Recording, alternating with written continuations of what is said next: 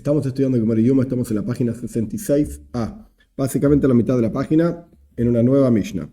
A pesar de que las clases anteriores fueron muy complejas, hoy se viene una clase muchísimo más simple. Dice la Mishnah: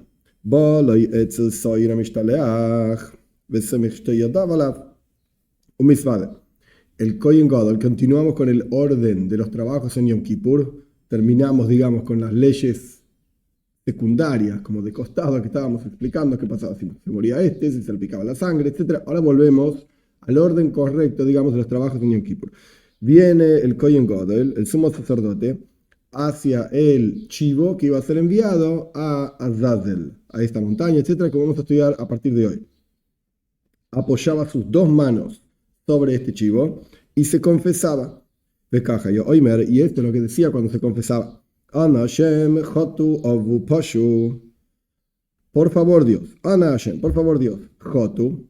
Het significa un pecado que la persona hizo sin intención. Un pecado, pero no supo qué es lo que estaba haciendo. Hay diferentes definiciones, pero el punto es esto es lo que significa het, un pecado, beshoigeg, sin querer. Ovu también es un pecado, también se traduce como pecado. Avoin, pero avoin significa un pecado que la persona hizo porque no pudo aguantar su pasión.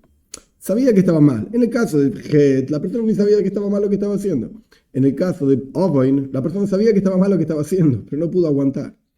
Upashu. Pashu significa peor todavía. Es un pecado que la persona es consciente de lo que está haciendo. La persona sabe que está mal. La persona podría aguantarse y lo hizo a propósito. Para enojar a Dios, por así decir. Leajis, se dice. Para enojar a Dios, porque quiere hacerlo la contra de la voluntad de Dios. Son tres lenguajes que ambos, todos se traducen como pecado. Pero son het, avoin y pesha.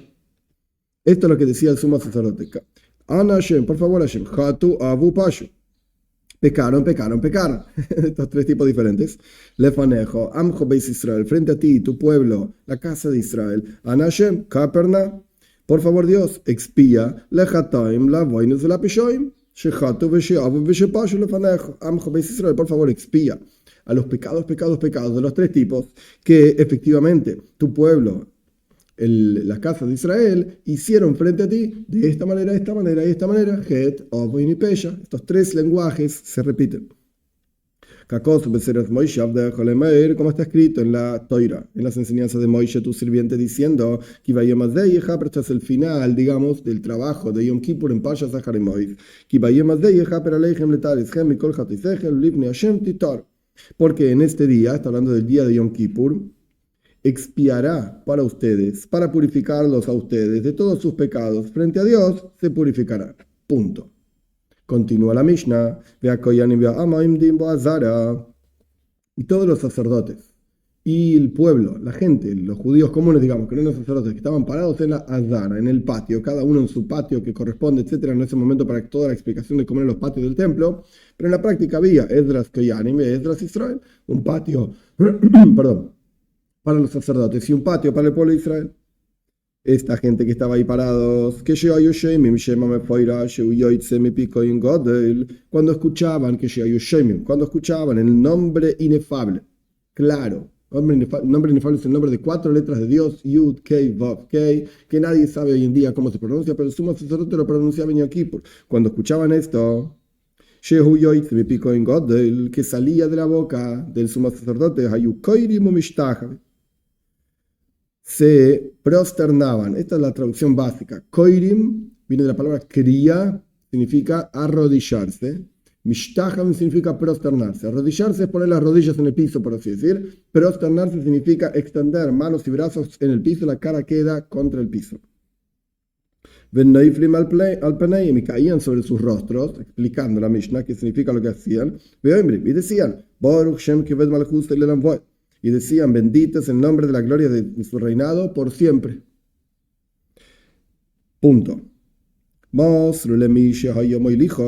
vez que ya hicieron esta cosa, el sumo sacerdote se confesó sobre este chivo y dijo el nombre de Dios y pidió, etc. La gente se prosternó, etc. Se lo entregaban a aquella persona que lo iba a enviar efectivamente a la montaña.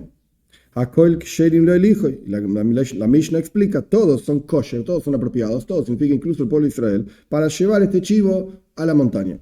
Ela sheoso koyanim gedolim kva. Velo yehoyo manichim en Israel lo elijo.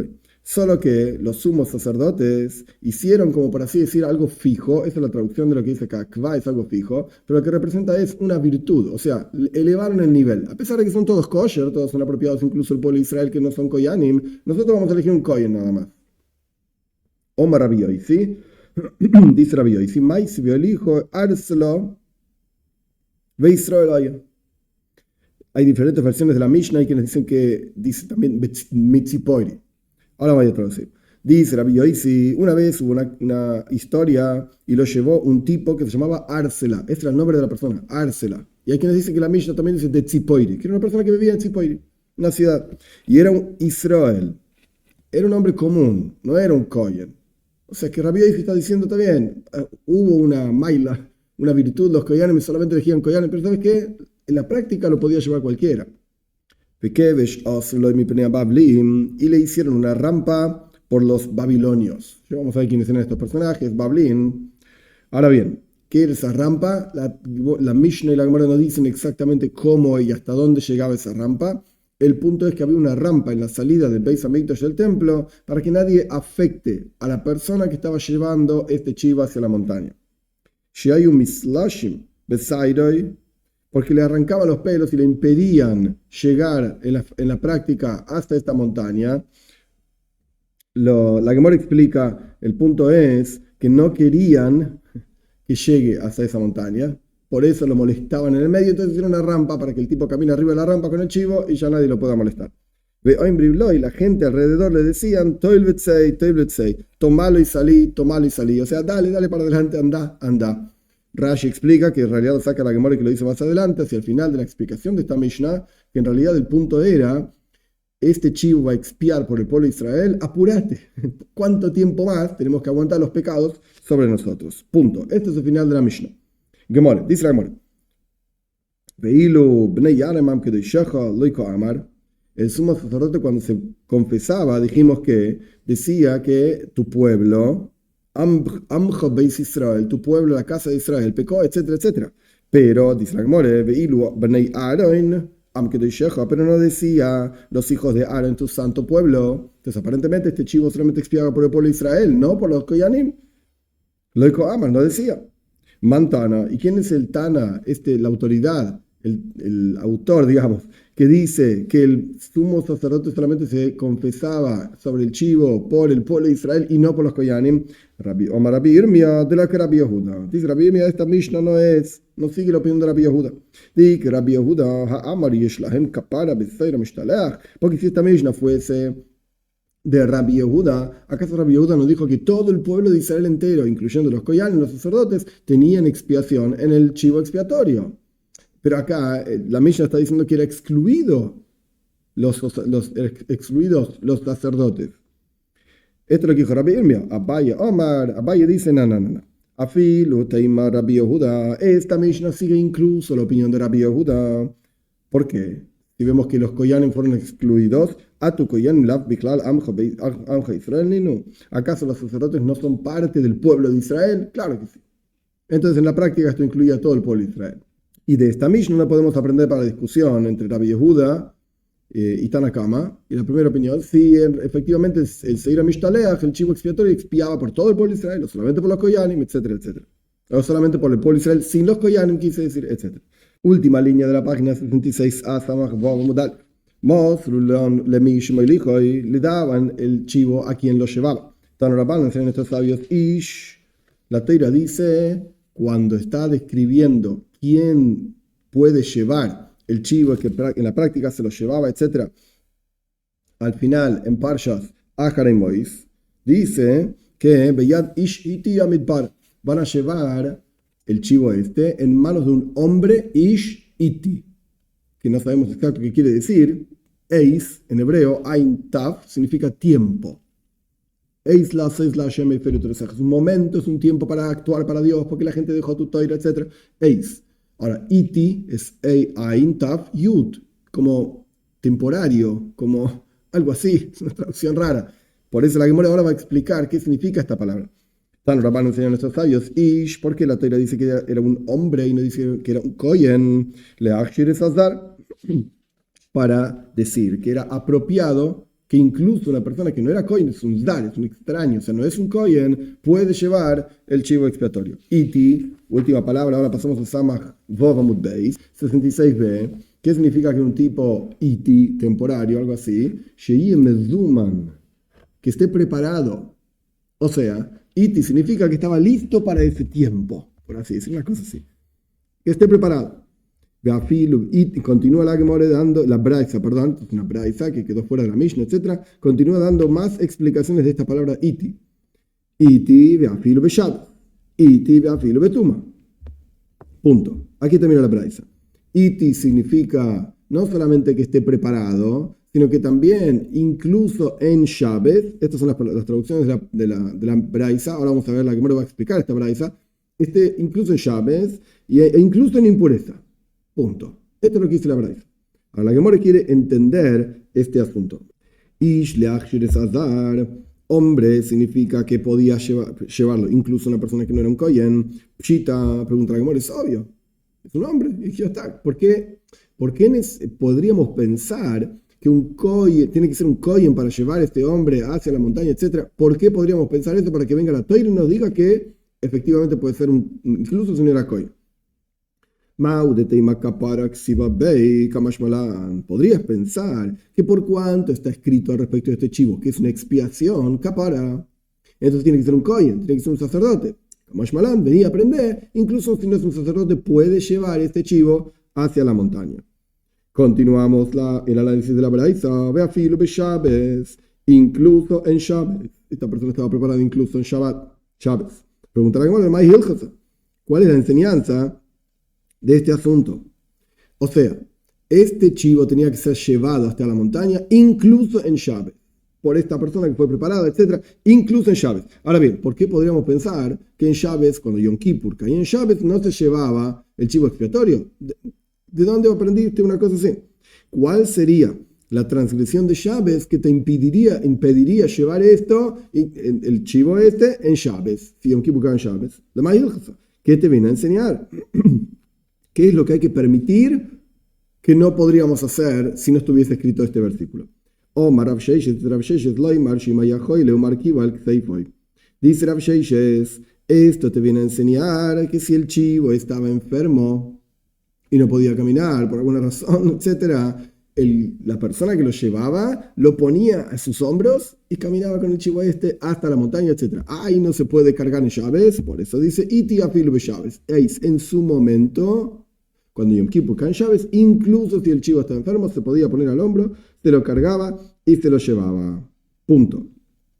Pregunta la Gemara, ¿qué opinión sigue esta braisa? Porque evidentemente si necesitamos un pasuk, un versículo para permitir algo, es porque evidentemente hay alguien que opina que bíblicamente está prohibido algo, de manera tal que necesitamos un versículo para permitirlo.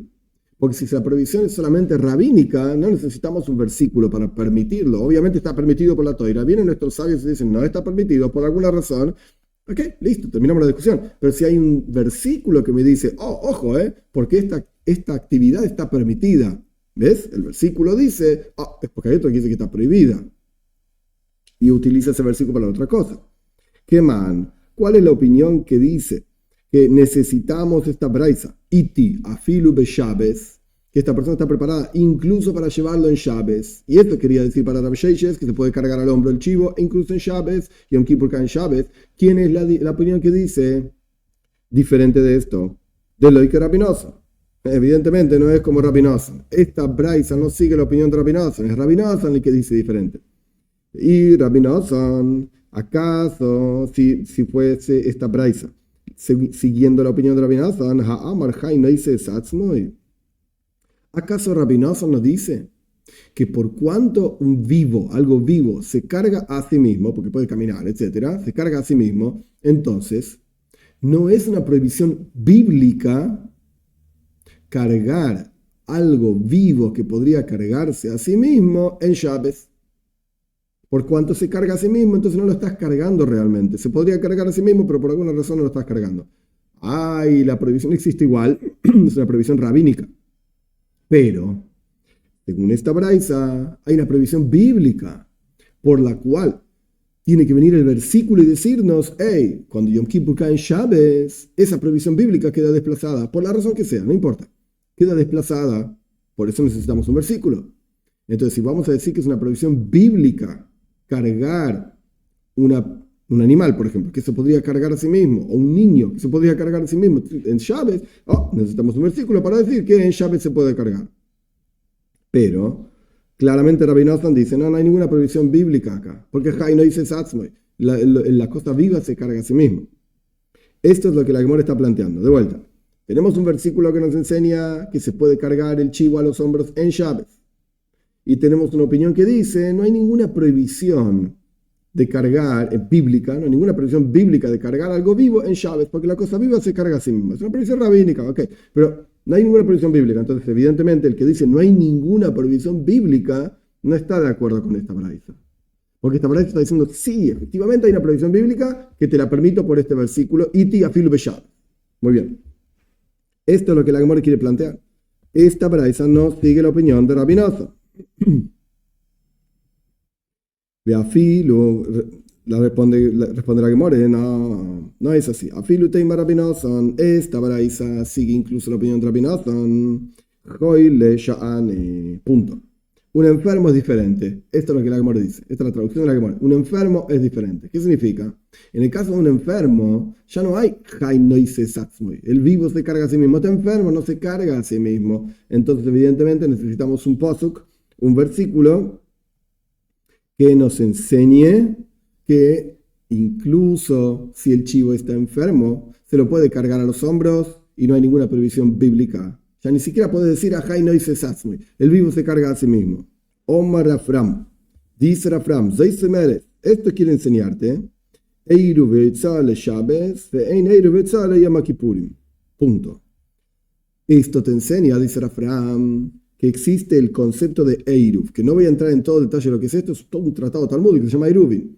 Existe el concepto de Eiruv, que es permitir en lugares donde nuestros sabios prohibieron, quiero ser claro, lugares donde nuestros sabios prohibieron cargar en Shabbos, podemos, nuestros sabios mismos, decretar un sistema a través del cual se puede cargar en Shabbos en esos lados.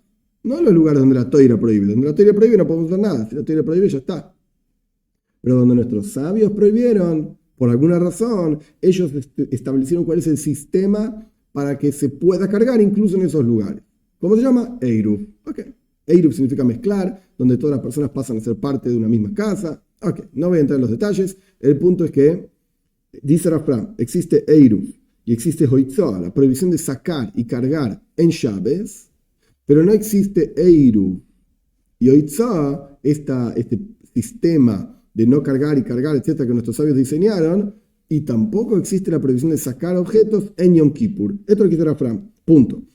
La Gemara no cita más nada, pero los comentaristas, principalmente todos dicen claramente, ojo, porque el lugar en donde esta frase está, esta otra Gemara en Kreisus, etc., la Gemara dice claramente, Had Rafram bedoisa. Esto que dijo Rafram está mal, está equivocado. ¿Por qué la Gemara lo trae de acá? No lo sé. ¿Por qué la Gemara no cita todo el concepto? No lo sé. Pero el punto es que lo que dice Rafram está mal. Existe Eiruv y existe Isaba para Yom Kippur también. Existe este sistema de nuestros sabios, existe cargar en Yom Kippur, la prohibición de cargar en Yom Kippur en la calle, etc. Sin entrar en los detalles de qué es calle, qué es dominio público, privado, etc. Esto es todo un asunto gigante en la ley de Shabbos, que no es el momento ahora para explicar. El punto es que esto que dijo Rafram recién está mal. Continuamos con la Gemara. Iti afil betuma. De vuelta, la Braisa decía que este hombre está preparado incluso en impureza y él debe llevar este chivo expiatorio incluso en impureza. Lemay Hilchas, que te viene a enseñar cuál sería la enseñanza, cuál sería el problema que nosotros diríamos, no, en impureza no lleves el chivo expiatorio. ¿De dónde sacaste una cosa así para que tenga que venir el versículo y decirnos, no, en impureza llévalo también? O Rav Sheishes, dice Rav Sheishes, esto te enseña que si la persona que lo tenía que enviar se impurificó, puede entrar al patio del Beis Hamikdash, del templo, impuro y enviarlo y llevarlo. Punto. A pesar de que en general impuro no se puede entrar en el Beis Hamikdash, en el templo. Pero en este caso se puede entrar incluso impuro. Punto. Ok. Ahora la Gemara va a tener una serie de preguntas muy enigmáticas que le hicieron a Rabbi Eliezer. Y Rabbi Eliezer no contestó, no respondió. Los comentaristas discuten exactamente de qué está hablando. Cuáles son las preguntas que le hicieron, porque son muy ambiguas, muy difíciles de entender. Simplemente para tratar de poner en la cabeza qué es lo que está pasando. Rashi explica que Rabbi Eliezer no quería responder las preguntas a pesar de que sabía las respuestas, pero no quería responder porque no escuchó estas enseñanzas de parte de sus maestros. Esta era la shita, esta era la opinión de Rabbi Eliezer. Nunca dijo nada que no escuchó de sus maestros. Ahora bien, las preguntas son poco delicadas, por así decir.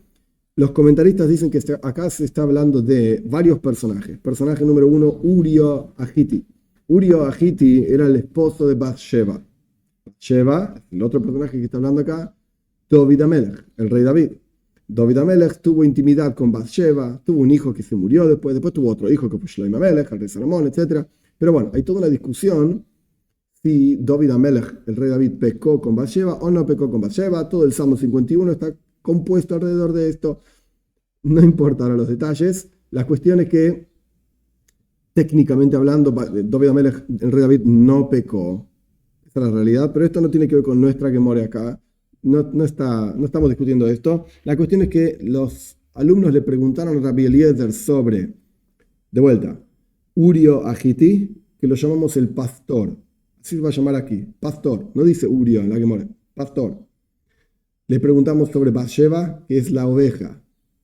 Y que este es el ejemplo que le dijo Nosan Anovi, el profeta Nosan, a David Amelech para explicarle que lo que hizo no estuvo muy bien. Pastor, oveja. Pastor de vuelta es Urio Ahiti, la oveja es Bathsheba, el león es David Amelech, el rey David, y después hay otra pregunta más, Ploini, fulano. Se le pregunta sobre fulano y mengano, sí, literalmente, Ploini y Ploini, fulano y fulano. Y los comentaristas dicen que este fulano es Absalom, el hijo de David Amelech, que se rebeló contra David Amelech, terminó muriendo, etc. Ese es el Ploini, el fulano que se pregunta sobre él. Y Rabbi Eliezer no quiso contestar. Así que vamos a ver, yo lo voy a traducir, digamos rápidamente, porque no hay tanta cosa para profundizar aquí. Pero bueno, estos son los personajes de los cuales estamos hablando. Shalu es Rabbi Eliezer. Le preguntaron a Rabbi Eliezer, si se enfermó el chivo, ¿se puede poner a los hombros o no? Omar lahem, yocholu learkif. Ani veatem. Fíjense la respuesta de Rabbi Eliezer. Él puede cargar el chivo.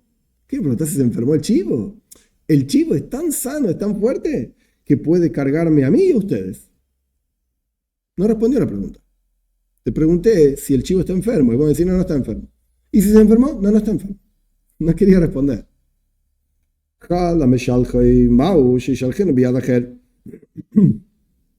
Si se enferma el hombre que tiene que llevar, la persona que tiene que llevar el chivo a la montaña, ¿puede llevarlo a otra persona? ¿Cuál es la ley? Que lo mande en manos de otro. Omar lahem, respondió Rabbi Eliezer,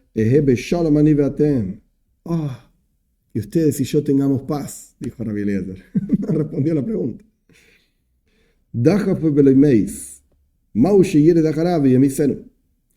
Otra pregunta le dicen a Rabbi Eliezer. Si la persona que llevaba el chivo a la montaña lo empujó, pues lo empujó, y el chivo no se murió, qué sé yo, se agarró de acá, ya no se murió el chivo. ¿Cuál es la ley? Que baje el hombre este a la montaña, vea a mi seno y lo mate al chivo. Lo mate, ¿se puede o no se puede? ¿Se debe o no se debe? Etc.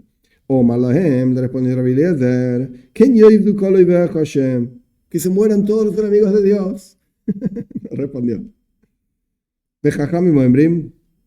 Y los sabios dicen, Jala marquibal kseifoy, si el chivo se enfermó, ponelo en tus hombros, cargalo a tus hombros. Si se enfermó el hombre que estaba llevando el chivo, que lo mande en manos de otra persona. Si lo empujó a la montaña y el chivo no se murió, que baje este hombre y lo mate al chivo. Punto. Continuamos. Shalu es Rabbi Eliezer. Le preguntaron a Rabbi Eliezer, Ploini u Ploini, Maule Eilomabo. Fulano y Mengano, como decimos en español. ¿Tiene porción en el mundo por venir? Este es Avshalom. ¿Tiene porción en el mundo por venir o no? Amalahem le preguntó, Loishal Tuni Elol Ploini. Hey, me pregunto de dos personas, pregúnteme de una sola. Esa fue la respuesta de Rabbi Eliezer. Dos personas, demasiado complicado. Una. Maule Hatzil Roye. Acá hay varias versiones de la Gemara. Yo voy a leerles, no lo que está escrito literalmente en nuestras Gemores, sino como lo explica el Baj. Porque me parece que el Baj tiene la versión más clara y simple para entender esta cuestión. Maule Hatzila Kivsa Mino Ari. Rabbi Eliezer, ¿tendríamos que salvar la oveja de manos del león? La oveja era Bas Sheva. El león era David Amelech. Omar Lahem le contestó, no me pregunten excepto sobre el pastor. Otras palabras, te pregunté sobre la oveja y el león, vos me hablas del pastor. Y está bien, ¿cuál sería la ley de salvar al pastor, que era Urio Agiti, de manos del león? Omar Lahem le contestó, no me pregunten excepto la oveja. Está dando vueltas, está como escapándose de la pregunta. Ahora volvemos a la Gemara propiamente dicha. Mamzer Mahu Leyaresh. Una persona que es bastarda. ¿Qué significa un bastardo? Que es hijo de una relación prohibida. ¿Qué tipo de relación prohibida? Cuando una mujer estaba casada con otro hombre y tuvo intimidad con un tercero y tuvo un hijo. Ese hijo se llama un mamzer, una hija, es lo mismo, mamzer. Un bastardo, que está prohibido que se case con nadie, es un dolor de cabeza enorme, etc. Hay que cuidarse. Mamzer Mahu Leyaresh. ¿Hereda a su padre? Entonces Rabbi Eliezer preguntó, Mahu Leyabem. ¿Hace Ibum? Si se murió el hermano del mamzer, de este bastardo que estaba casado con otra mujer, y no tuvieron hijos, este mamzer se tiene que casar con esa mujer. Es un problema, porque no permitimos que un mamzer se case con nadie, porque sus hijos van a ser mamzerim también, de bastardos, y por todas las generaciones. Otra pregunta, ¿puede pintar lindo su casa o tiene que pintarlo fea para recordar la destrucción de Yerushalayim y que él es un mamzer, etcétera? Y respondió Rabbi Eliezer, ¿hay que marcar la tumba? Una pregunta, no tiene sentido lo que le dijo Rabbi Eliezer. Punto. Ahora la Gemara explica, no porque quería sacarlos de tema y llevarlos a otro lado, o los estaba molestando, no. Esta no era la intención de Rabbi Eliezer. Punto.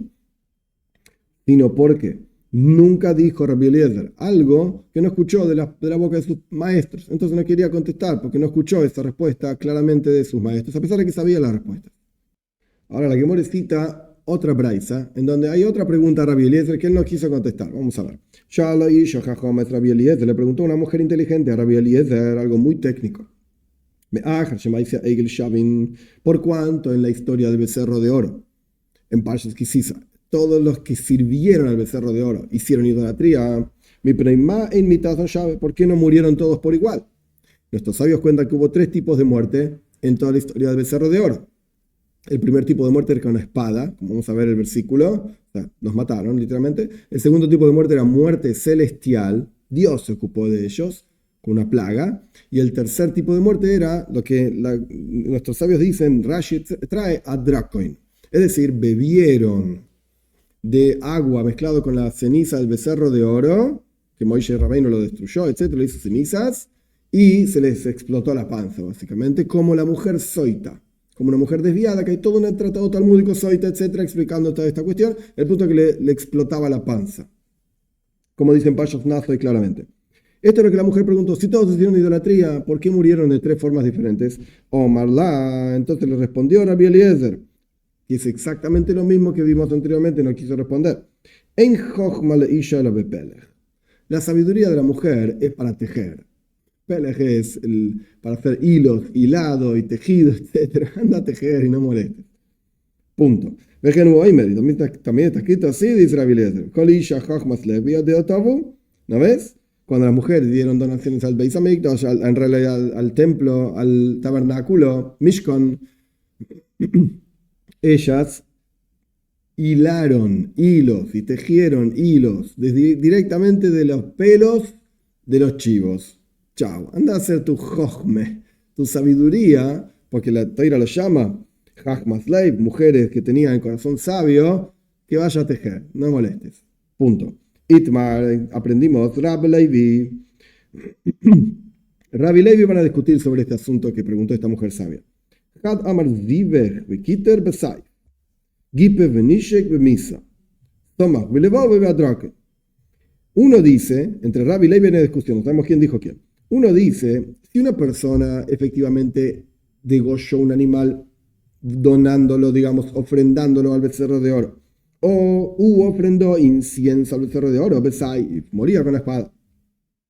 Si la persona lo abrazaba al becerro, le daba beso al becerro, etc., pero no hizo ninguna ofrenda, bemisa. Bemisa significa muerte celestial, porque no hay una acción concreta que la Toira prohíba. En el caso de zivach, bekiter, si la persona ofrendó, eso está prohibido bíblicamente, ofrendar a la idolatría.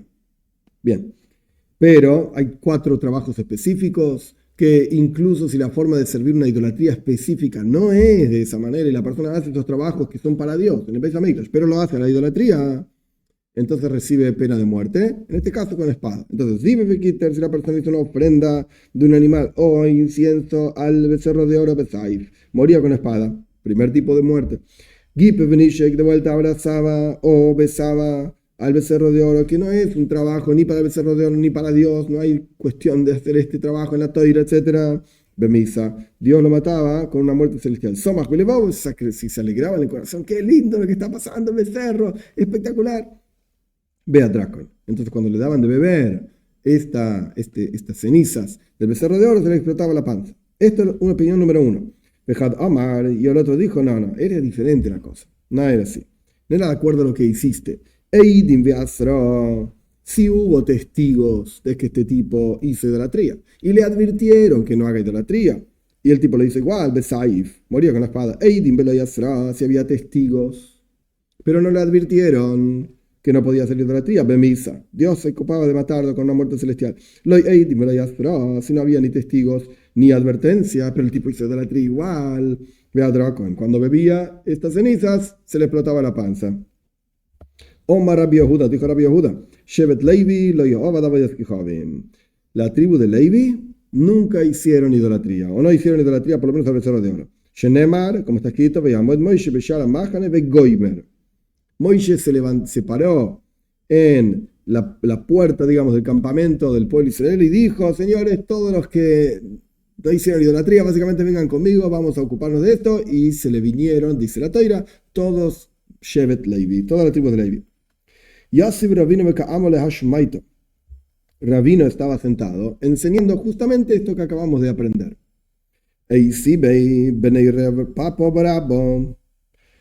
Le plantearon una contradicción los hijos de Rapapo Barab, a Rabino. La Toira dice, cuando Moishe Rabbeinu está bendiciendo al pueblo Israel en Parshas Zoisabraja, al final de la Toira, Moishe dice sobre su tribu, que él era Levi también, sobre la tribu de Levi, Moishe dice que le dice a su padre y a su madre, lo reisiv, no lo vi, o sea que incluso hubo padres y madres de la tribu de Levi que hicieron idolatría. Entonces, ¿cómo me decís que no hubo nunca Shevet Levi? La tribu de Levi no hicieron idolatría. Moishe Rabbeinu está diciendo claramente que mataron a padre y madre. Que los Levim, cuando salieron al campamento entero a matar gente que correspondía matarlos porque hicieron idolatría, terminaron matando también padre y madre. Pero si vos sos de Levi, es porque tu papá es de Levi. Entonces, evidentemente, hubo padres de la tribu de Levi que hicieron idolatría. Responde Rabino, Oviv, ¿qué significa tu padre? Avi imoy me Israel, el papá de la mamá, en realidad, que no era Levi, era de Israel. Ojiv, que es su hermano, porque el versículo menciona al hermano también. Ojiv me imoy, me Israel, es el hermano de parte de la madre, que también es un de Israel, no es de Levi. Banav, que son sus hijos, Benei Bito y Israel. Se refieren en realidad a los hijos de la hija, que también son de Israel, porque la hija se casó, la hija es Levi, hija de Levi, pero se casó con un Israel, entonces sus hijos no son Levi. Punto. Continuamos ahora con el análisis de la Mishnah. La Gemara cambia de tema. Le hicieron una rampa, etcétera, y habíamos dicho para que los Bablim no le molesten. Omar Rabba Barbarhan. Dijo Rabba Barbarhan, Loi Bablim ayu. No eran de Babel, no eran babilonios, eran Alexandrim, eran egipcios de Alexandria. Eran Umitok Shesoinim Bablim, y por cuanto nuestros sabios odiaban a los babilonios por todo el daño que nos hicieron, etcétera. No querían, cada vez que tenían que nombrar a alguien mal, decían, este es babilonio, nos lo odiamos.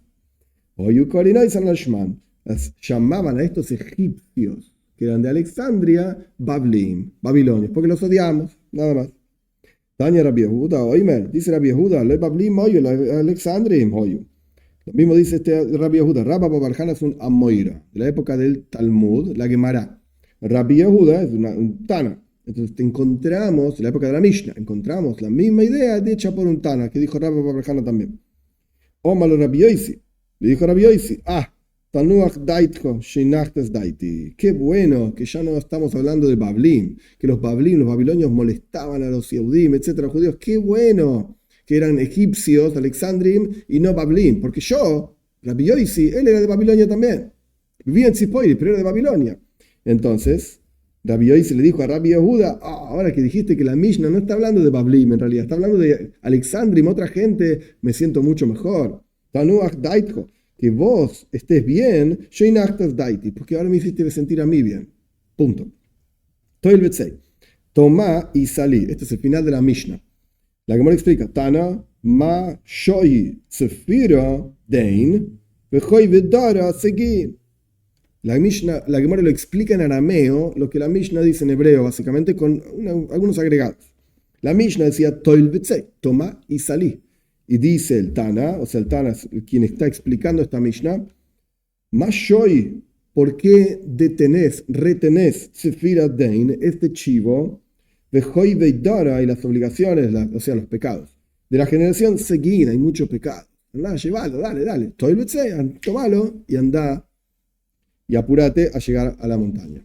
Estamos al final de Samach Vov Amud Beis, 66b, Dios mediante, para estudiar otra Mishnah en la clase que viene.